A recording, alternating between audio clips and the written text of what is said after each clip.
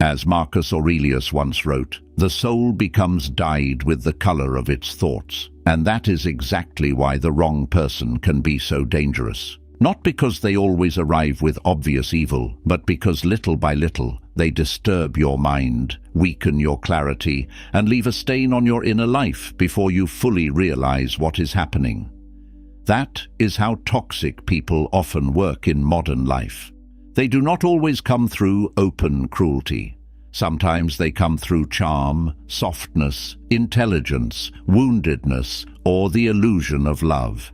But after enough contact, you begin to feel the cost. You overthink simple conversations. You question your own reactions. You feel emotionally tired around someone who is supposed to care about you. And slowly, your peace begins to depend on their behavior. This is why Stoicism matters so deeply here. Epictetus taught that inner freedom is everything, and once another person begins ruling your peace, your thoughts, and your emotional balance, something sacred is already being taken from you. Seneca warned that character is contagious and that we become more like what we repeatedly keep close to us.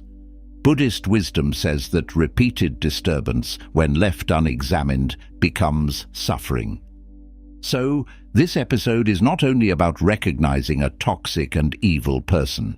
It is about protecting your mind before confusion becomes attachment, and before attachment becomes self-betrayal. And now, let's begin with the first sign. The first sign: they disturb your inner peace.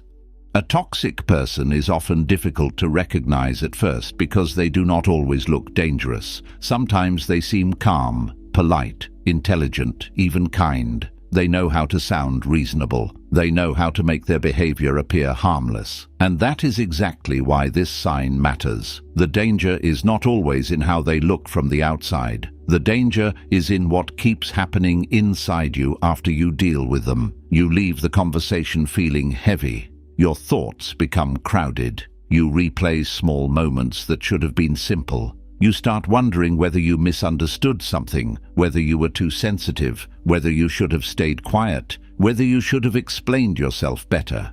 Little by little, peace becomes harder to keep around them. That is never a small thing. A healthy person may challenge you, disagree with you, or even tell you something difficult to hear, but they do not repeatedly leave your inner world in disorder. They do not keep planting tension in your mind. They do not make you feel as if you must constantly manage yourself just to keep the connection stable. A toxic person often does this quietly. They may not insult you directly, they may not create a dramatic scene, but somehow, after enough contact, you feel more drained, more unsettled, and less like yourself. That repeated effect is already telling you something important.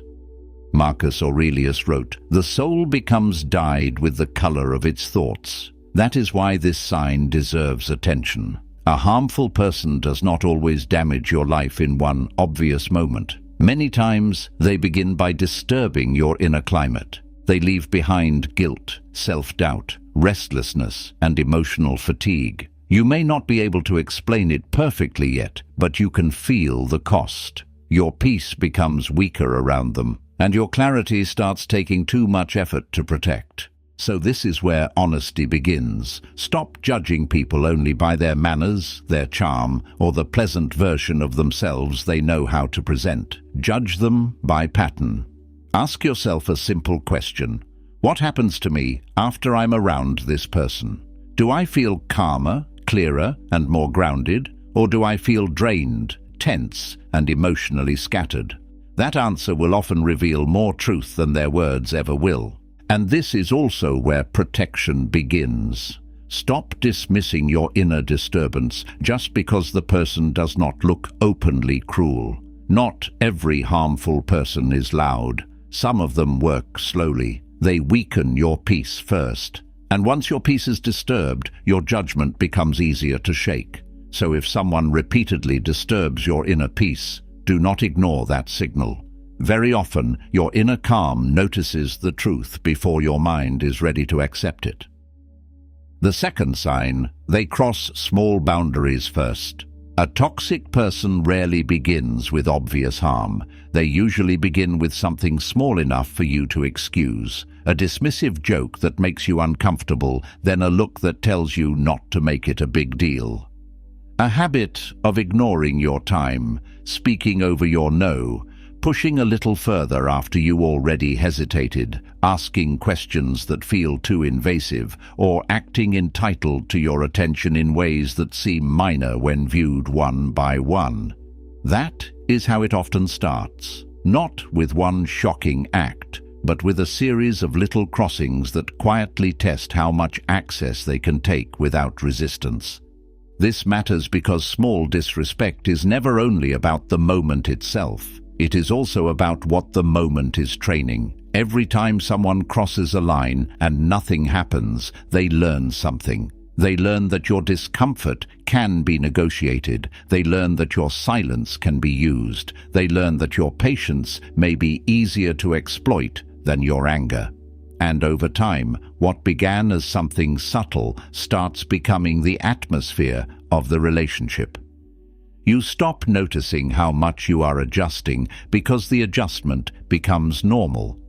A healthy person notices your boundary and respects it, even if they do not fully understand it at first. A toxic person notices your boundary and presses on it. Sometimes they do it with charm, sometimes with guilt, sometimes with confusion, as if you are the difficult one for wanting basic respect.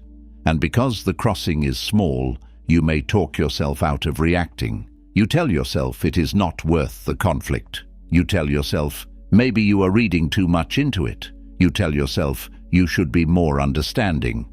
But repeated disrespect does not become harmless just because it arrived quietly. This is where Stoic discipline becomes practical. Epictetus taught that if you do not define what is acceptable, other people will define your life for you. That is exactly the risk here. Boundaries are not decorations. They are protections. They are the shape of your self-respect in daily life. And when you fail to protect the small lines, it becomes much harder to protect the larger ones later. What you excuse too many times eventually stops looking like an exception and starts becoming the rule. So pay attention to the early signs. Notice who keeps leaning past your limits just to see if you will retreat. Notice who treats your no as the beginning of a negotiation. Notice who keeps making you feel that respect is somehow too much to ask for. Because the second sign is not only that they crossed a line, it is that they felt comfortable testing whether your line was real at all. And if someone keeps doing that, believe the pattern before the damage becomes deeper. The third sign, they keep you confused. One of the clearest signs of a toxic person is that clarity becomes harder every time you deal with them. You try to address something simple, and somehow the conversation turns into fog. You explain what hurt you, and suddenly the focus is no longer on what happened, but on your tone, your timing, your sensitivity, your memory, your attitude. You begin with one issue and end up defending your entire character. That is not healthy conflict. That is confusion becoming a method of control. This is why this sign is so exhausting. A healthy person may misunderstand you once or disagree with you honestly, but over time, things become clearer. With a toxic person, the opposite often happens. The more you explain, the less settled you feel. The more you try to be understood, the more mentally tired you become. You leave the conversation with more questions than answers. You start thinking, maybe I said it wrong. Maybe I should have waited. Maybe I should have been calmer. Maybe I am the problem. Little by little, you stop trusting your own direct experience. That pattern matters. Toxic people often survive through mental exhaustion. They keep the issue moving, shifting, blurring, and changing until you're too drained to hold on to what was true in the beginning. And when that happens often enough, confusion starts doing their work for them. You become easier to control because you are now spending more energy trying to make sense of them than protecting yourself from them. This is where Stoic wisdom becomes useful in a very practical way. Marcus Aurelius kept returning to one discipline again and again. See the thing as it is, not as emotion dresses it up, not as fear softens it, not as someone else tries to redefine it, as it is. So when you deal with a confusing person, stop chasing perfect explanations and return to the pattern. Ask yourself, what keeps happening every time I try to speak honestly? Do they twist the focus? Do they make the obvious feel debatable? Do they leave me mentally scattered while they remain strangely untouched? That repeated pattern is often the truth. And this is also where protection begins. Speak clearly, but do not over-explain. Say what is true, but do not keep arguing for your right to feel what you feel. A person who wants understanding does not need endless clarification. A person who needs you confused will never be satisfied by it anyway. So, if someone repeatedly leaves you more mentally tangled than before, stop treating that as a communication problem alone. Sometimes it is a character problem. And sometimes the strongest thing you can do is stop chasing clarity from the person creating the fog.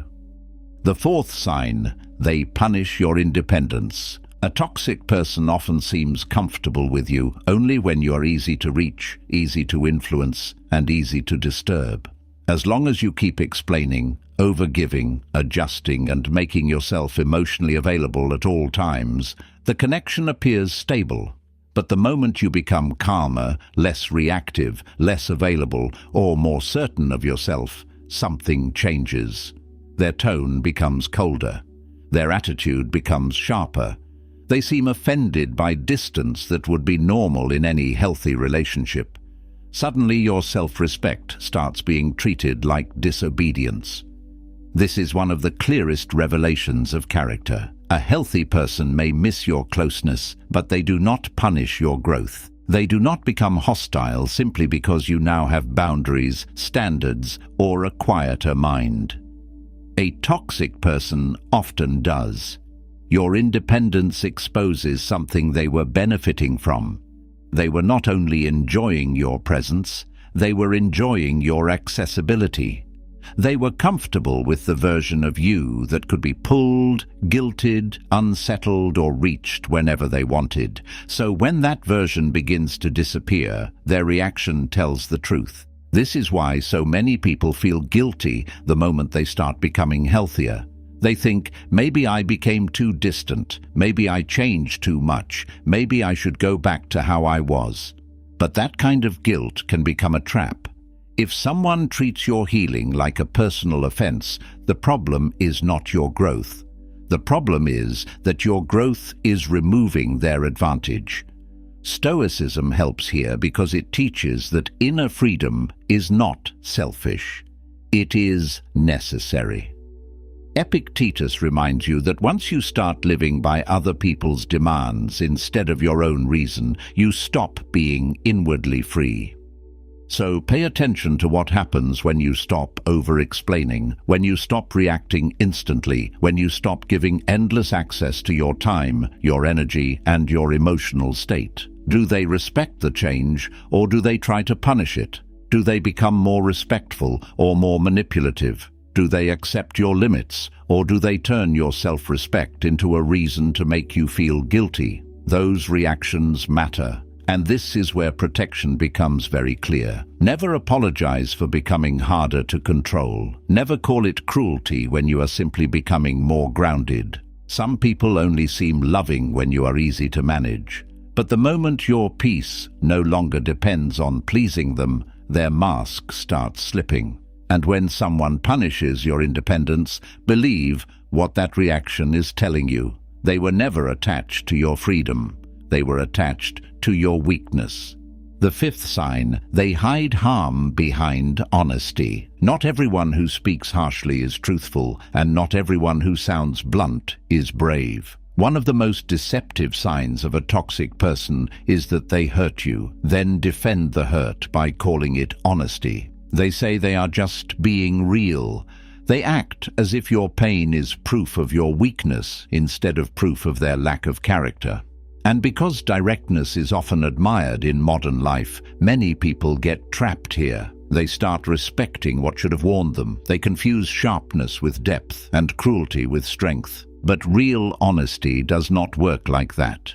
A healthy person may tell you something difficult, but their words still carry clarity, proportion, and some basic respect for your dignity. Even when the truth stings, it helps you see more clearly. It does not leave you feeling polluted, humiliated, or emotionally reduced. A toxic person does the opposite. Their words may contain fragments of truth, but the spirit behind them is corrupt. They do not speak to strengthen you. They speak to cut, dominate, belittle, or keep themselves above you. This is why you must learn to judge words not only by whether they are technically true, but by what they are doing to the soul. Stoicism respects truth deeply, but it does not confuse wisdom with humiliation. Seneca believed in frankness, but frankness in service of growth, not cruelty. That difference matters. One kind of truth corrects. The other kind of truth enjoys wounding. One leaves you stronger, even if uncomfortable. The other leaves you smaller, ashamed, and mentally shaken. A toxic person often hides behind the idea that they are helping you, teaching you, or showing you reality. But if their honesty consistently drains your self-respect and leaves no room for light, proportion, or usefulness, then you are not receiving wisdom. You are receiving harm, dressed in intelligent language. And that is why this sign can be hard to detect. The words may sound serious, the tone may sound confident, but confidence alone does not make something noble. So this is where protection begins. Stop being impressed by people who make harshness look like maturity. Stop calling it honesty just because it was spoken boldly. Ask a better question. Did this truth clarify, or did it degrade? Did it help me see, or did it simply make me feel smaller? Because truth should wake you up, not slowly break you down. And if someone keeps using honesty as a cover for cruelty, believe what is underneath the words. It is not strength, it is harm with a polished face. The sixth sign, they create the wound, then blame your reaction. One of the oldest tactics of a toxic person is that they disturb the situation, then act as if your response is the real problem. They provoke, dismiss, delay, ignore, disrespect, or quietly destabilize you. And when you finally react, they point to that reaction as proof that you are too emotional, too difficult, too sensitive, or too unstable. Suddenly, the conversation is no longer about what they did. It is about how you responded after being pushed for too long.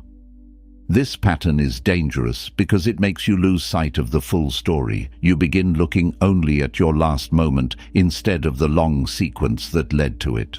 Maybe you raised your voice once after staying patient 10 times. Maybe you became distant after weeks of being disregarded. Maybe you finally spoke sharply after being quietly wounded again and again. But the toxic person isolates that one reaction and places all the attention there. In doing so, they hide the pattern and make you carry the shame. A healthy person cares about cause and effect. They do not provoke damage and then pretend innocence when that damage finally surfaces. A toxic person often does exactly that. They know that if they can keep you focused on defending your reaction, you will have less energy to examine their behavior. And once that happens, you start trying to become calmer instead of becoming clearer.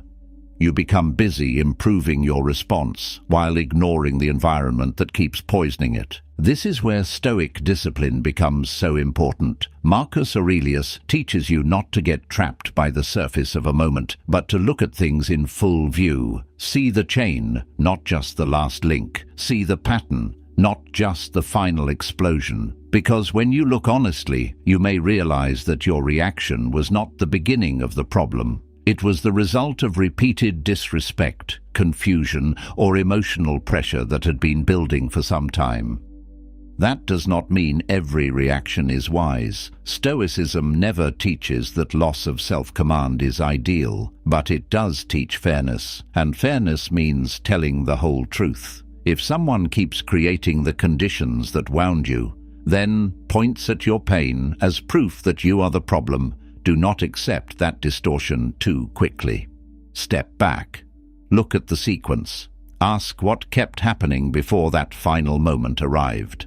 And this is where protection begins. Stop defending yourself only at the point of reaction. Start studying the pattern that produced it. Because if someone repeatedly creates the wound, then condemns the pain it causes, they are not seeking truth.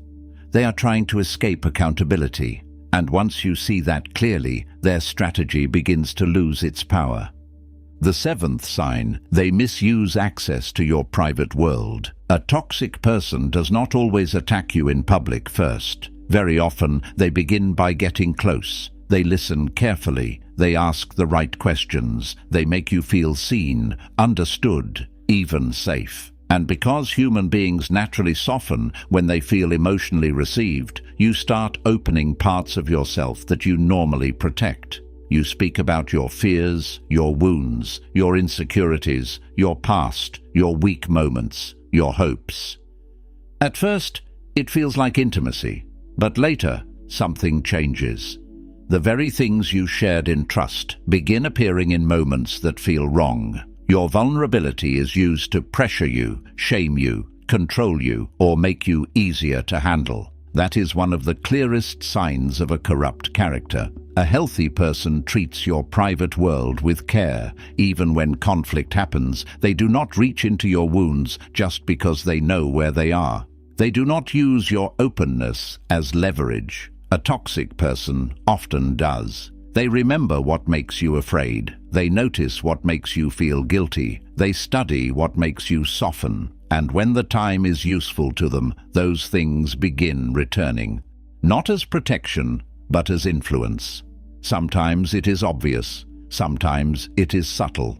A look, a phrase, a reminder, a carefully chosen comment that touches exactly what you once revealed in confidence. This is why this sign is so painful. It does not only wound you, it teaches you to regret your own sincerity. It makes you feel that openness itself was a mistake. And that can be deeply damaging, because once someone has polluted your relationship with trust, you may begin closing your heart in places where it should have remained free and healthy. But Stoicism does not ask you to become cold. It asks you to become discerning.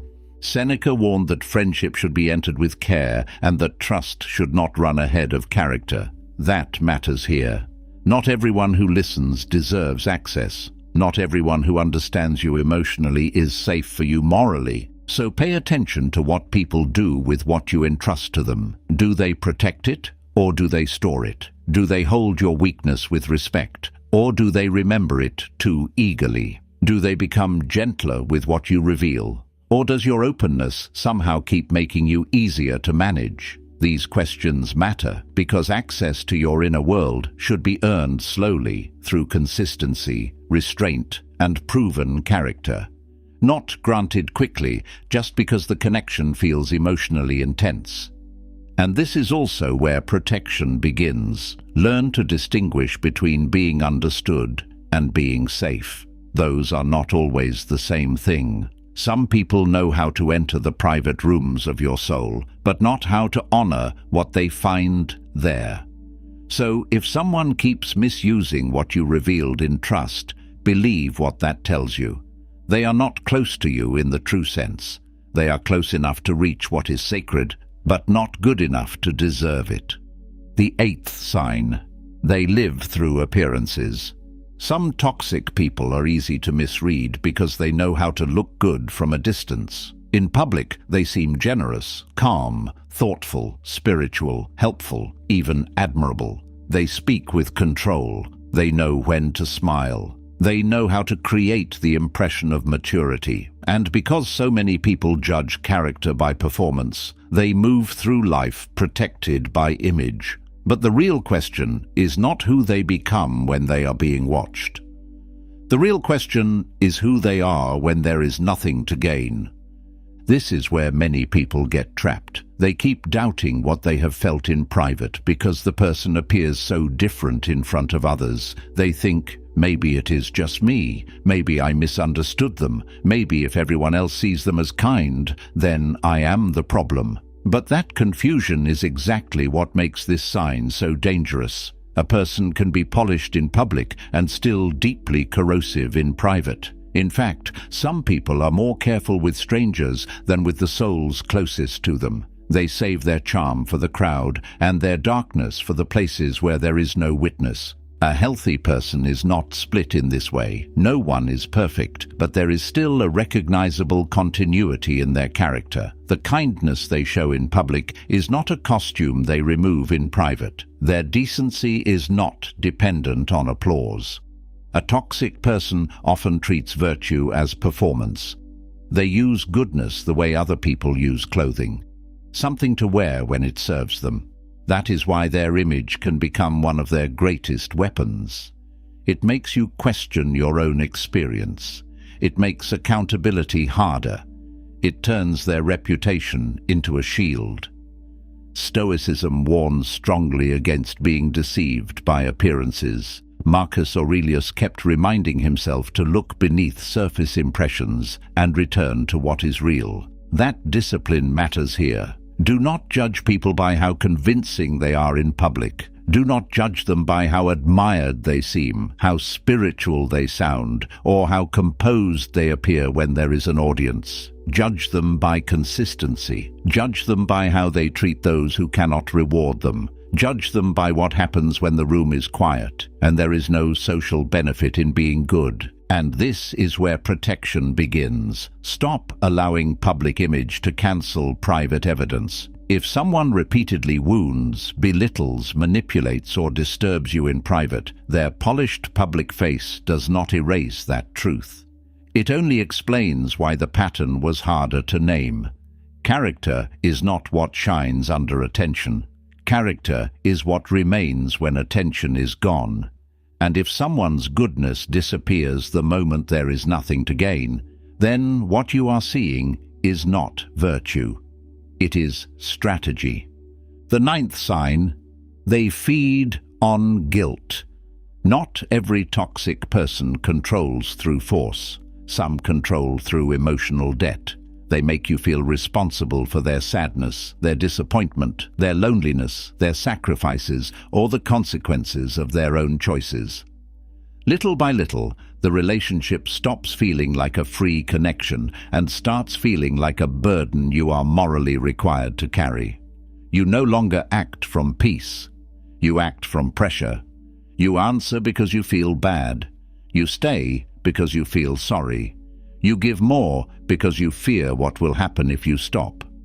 That is what makes this sign so dangerous. On the surface, it can look like compassion. You tell yourself you are just being understanding, patient, loyal, or kind. But something deeper is happening. Your empathy is being turned into a leash.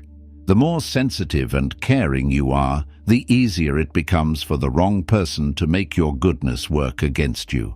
They do not have to threaten you openly. They only have to make you feel that protecting yourself would make you selfish, cold, or cruel. And once that idea settles inside you, your boundaries begin collapsing from the inside. A healthy person may need support, but they do not build a relationship on making you feel guilty for having limits. They may feel pain, but they do not turn that pain into a tool for access. A toxic person often does exactly that. They make your no feel like betrayal. Your distance feels to them like abandonment. Your honesty becomes something they present as harm. And because you do not want to be the reason someone suffers, you start stepping away from your own clarity just to keep their emotions quiet. This is where Stoic wisdom becomes very practical.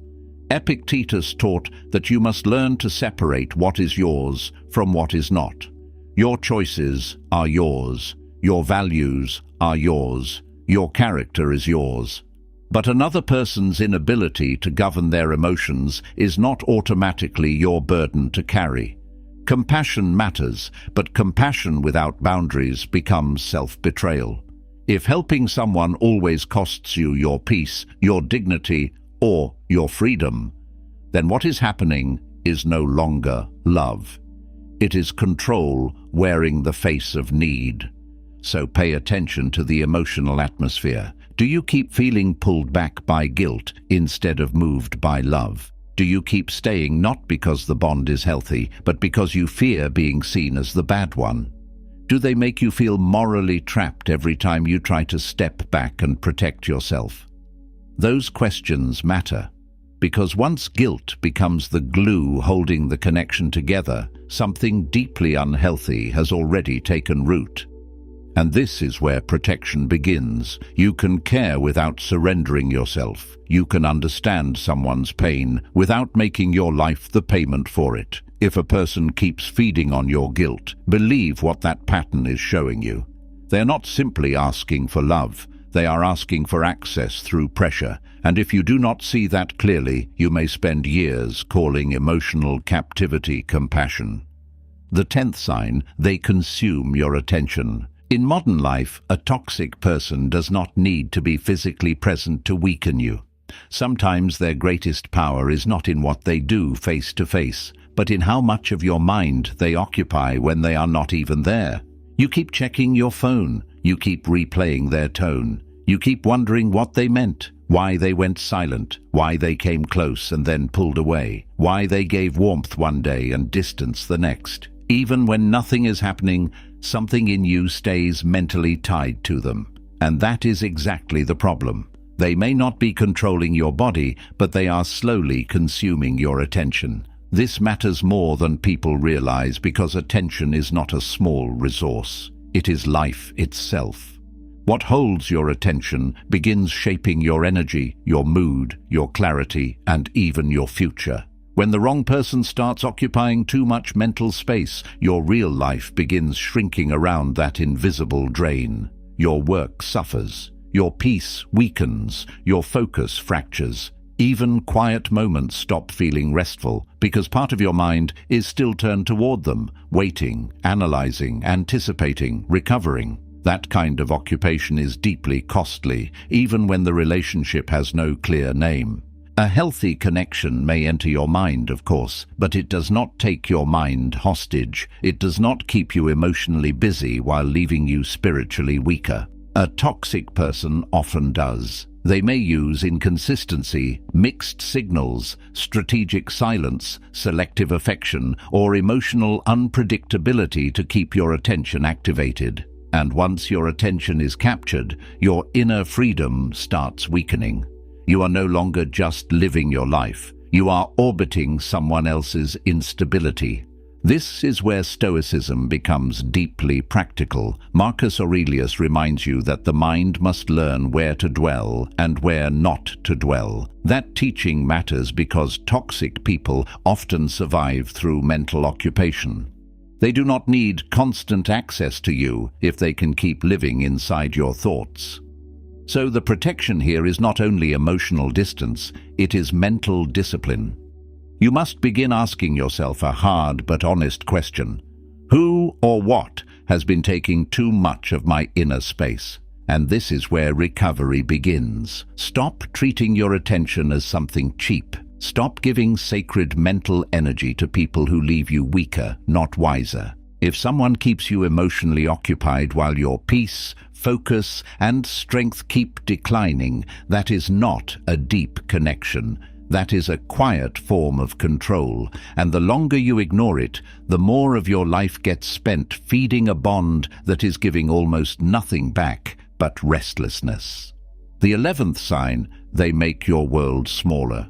One of the clearest ways to judge a relationship is not only by what the other person says or does, but by who you are becoming inside it.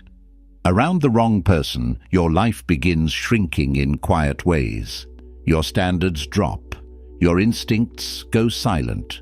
Your joy becomes cautious. Your mind becomes preoccupied with managing tension, avoiding conflict, reading moods, and recovering from emotional strain. You stop expanding and you start adjusting. You stop growing and you start coping. That is what makes this sign so serious. Toxicity does not always destroy your life all at once. Sometimes it reduces it piece by piece. You speak less freely. You laugh less naturally. You trust yourself less easily. Parts of your personality begin going into hiding because they do not feel safe, welcomed, or worth expressing anymore. Over time, you begin organizing your energy around survival inside the connection instead of strength outside of it. And that is a dangerous trade, because the relationship may still be there, but you are disappearing inside it. A healthy relationship does not demand that kind of shrinking. It may challenge you, yes. It may require patience, humility, and effort. But it does not make you abandon your clarity, lower your dignity, or become smaller than you were meant to be. A toxic person often does exactly that. The connection slowly teaches you to betray your own standards just to keep the peace. And after enough time, dysfunction stops feeling like a phase and starts feeling like your new normal. This is where Stoic wisdom asks a deeper question. Not only, do I care about this person, but what is this connection training me to become? Marcus Aurelius kept returning to the importance of guarding the ruling part of the soul. That matters here, because if a relationship is making you weaker, more anxious, less honest with yourself, less disciplined and less alive, then the cost is already too high. Even if there are good moments, even if there is history, even if part of you still wants to believe it can improve, you cannot ignore what it is shaping in you. So pay attention to the direction of your life around this person. Is your world expanding or shrinking? Are you becoming more grounded or more fragile? More yourself or less yourself? Those questions tell the truth. Because one of the deepest signs of a toxic person is not only that they hurt you, it is that if you stay too long, they slowly train you to live smaller than your soul was meant to live.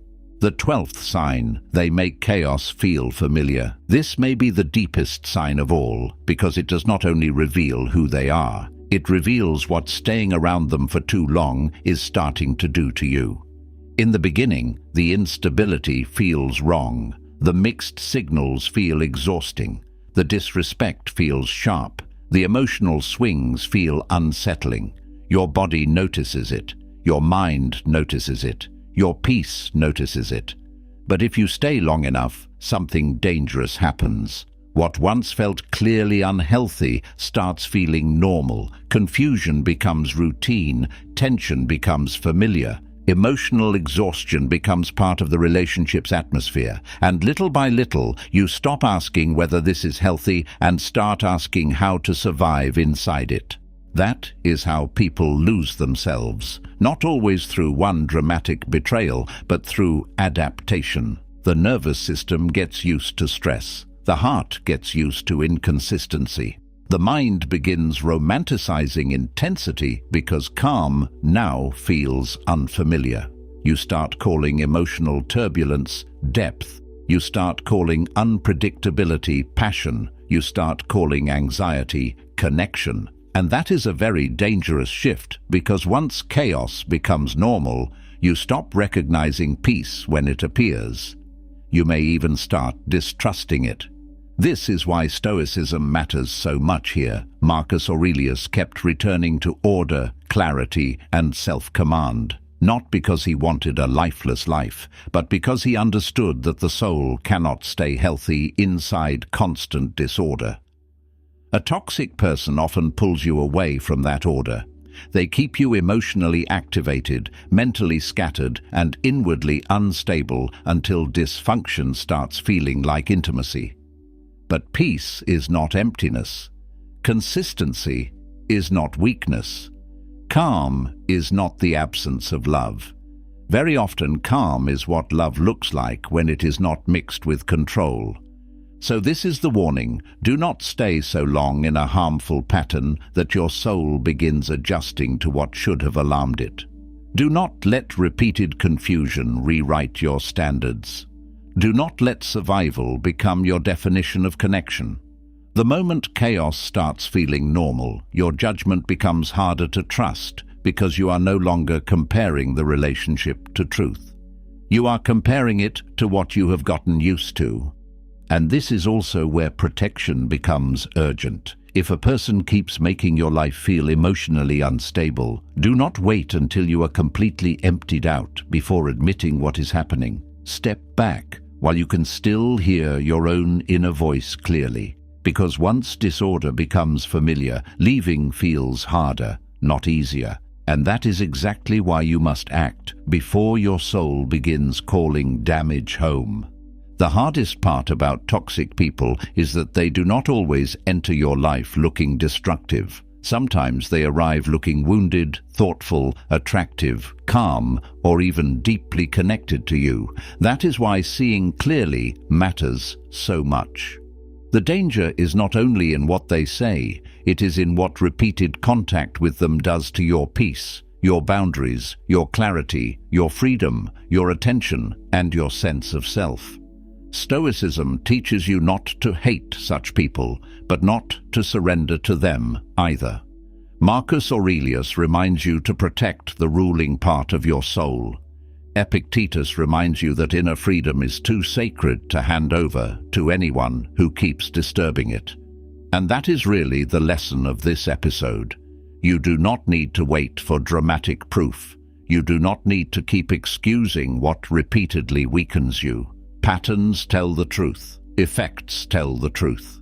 The condition of your inner life tells the truth. So if someone keeps darkening your peace, crossing your lines, confusing your mind, punishing your strength, feeding on your guilt, consuming your attention, and making your world feel smaller, stop asking whether you're being too harsh.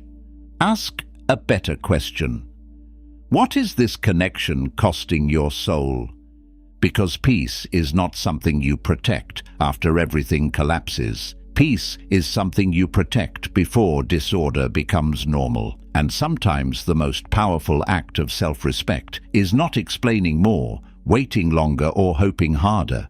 Sometimes it is seeing clearly, stepping back, and refusing to let another person's darkness become the atmosphere of your life.